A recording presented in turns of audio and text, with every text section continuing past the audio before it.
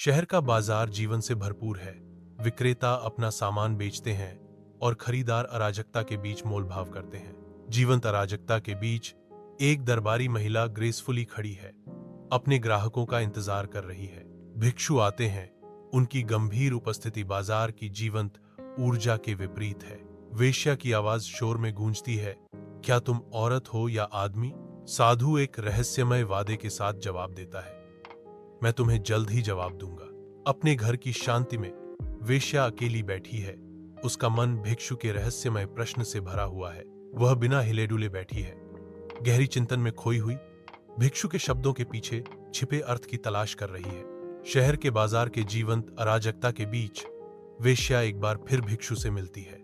वह अपनी गुहार दोहराती है, उसकी आवाज प्रत्याशा से भरी हुई है।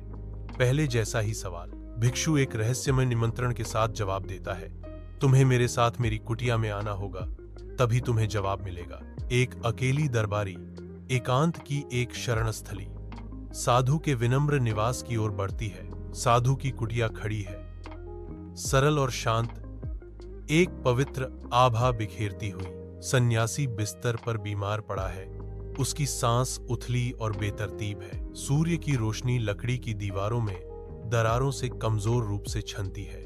मैं एक आदमी हूं, लेकिन केवल शरीर में। साधु फुसफुसाता है, असली आदमी माया से मुक्त है। एकांतवासी की झोपड़ी की धुंधली रोशनी में एक दरबारी एकांतवासी के सामने बैठती है।